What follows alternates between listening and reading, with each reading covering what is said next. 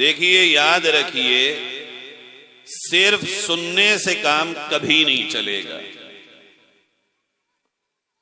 سنا جائے اس پر ثواب تو ملے گا، جلسے میں آیا جائے ثواب ملے گا۔ آج کل تو عجیب بات یہ ہے کہ جلسے میں لوگ زیادہ تر اس لیے شریک ہوتے ہیں، بھئی چلو وہاں چلیں گے، دعا ہوگی، کوئی اپنی بھی اللہ پوری کر ہی دے گا اس جلسے کے صدقے میں، اللہ کا کوئی تو نیک بندہ ہوگا اس جلسے میں جس کے آنے کے صدقے میں ہماری بھی سن لی جائے گی۔ بہت سے بھائی وہ ہوتے ہیں جو جلسے میں آتے ہیں اس لیے کہ بھئی چلو آج کوئی دھواں دار مقرر آئے گا اور وہ مجمع کو گرم کر دے گا، اور بعد میں ہم کہیں گے بہت مزہ آیا، آج تو مولانا نے مائک پھاڑ دیا۔ بہت سے لوگ آتے ہیں، چلو بھئی فلاں نعت خواں آئے گا اور آج تو وہ یہ سنا دے گا اور یہ انعام ہم لٹا دیں گے، اور چونکہ وہ والا نعت خواں آ رہا ہے تو ہم ضرور جائیں گے۔ یقیناً یہ چیزیں ایسی نہیں ہیں جس پر میں یہ کہوں آپ سے کہ آپ کی یہ نیتیں گناہ پر مبنی۔ آپ اگر سننے آئے ہیں اور سنیں گے، یا آپ کے علاوہ بھی لوگ سننے جاتے ہیں اور سنیں گے، تو انہیں یقیناً ثواب ملے گا۔ مگر میں آپ سے سچ کہتا ہوں، جلسوں کا یہ مقصد نہیں ہوتا، بیانوں کا اور تقریروں کا یہ مقصد نہیں ہوتا کہ ہم جائیں، سنیں اور ہمیں مزہ آ جائے، بس اتنا ہمارے لیے کافی ہے، یہ مقصد نہیں ہوتا۔ جلسوں میں جانے کا مقصد، بیانوں کو سننے کا مقصد، قرآن کو اور نعت نبی کو سننے کا مقصد یہ ہوتا ہے کہ آج ہم اللہ اور اس کے رسول کے نام پر منعقد ہونے والے جلسے میں اس لیے جا رہے ہیں، وہاں بہت ساری باتیں ہمیں دین کی آج سننے کو ملیں گی۔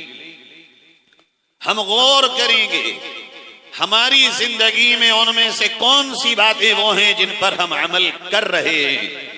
اگر ہم عمل کر رہے ہیں تو اللہ کا شکر ادا کریں گے، باری تعالی تو نے ہمیں پہلے سے ہی ان میں سے ان باتوں پہ عمل کی توفیق دے رکھی ہے، اور وہ باتیں اور وہ پیغام جن پر ہماری زندگی میں عمل نہیں ہوگا، ہم کوشش کریں گے اس بیان اور اس بات کو سننے کے بعد کہ ہماری زندگی میں وہ چیزیں داخل ہوں۔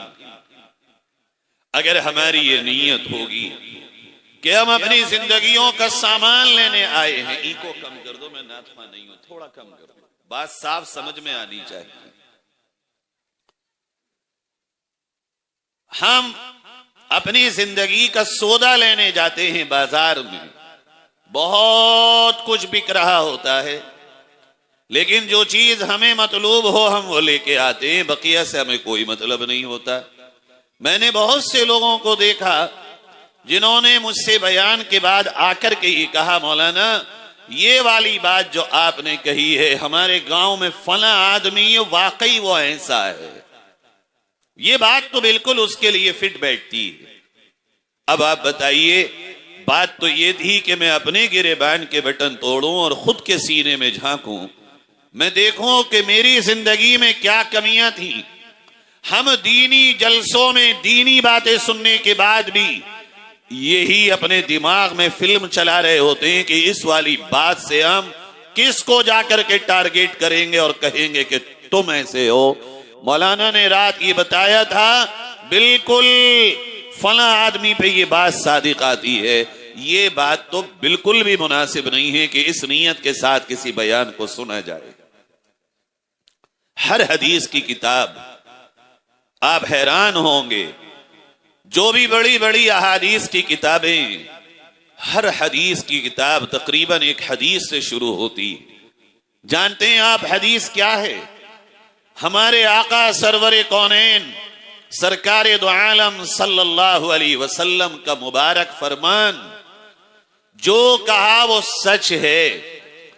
آسمان اپنی جگہ سے کوئی کہے ٹل گیا، مان لیجئے ٹل گیا۔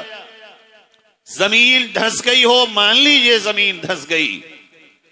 دن میں رات ہو گئی ہو، کوئی کہے مان سکتے ہو مانو، مگر کوئی کہے کہ محمد الرسول اللہ صلی اللہ علیہ وسلم کی بات غلط ثابت ہو گئی، یہ کبھی نہیں ہو سکتا۔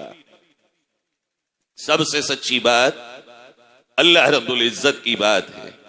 اللہ نے قرآن میں کہا وَمَنْ أَصْدَقُ مِنَ اللَّهِ قِيلًا وَمَنْ أَصْدَقُ مِنَ اللَّهِ حَدِيثًا۔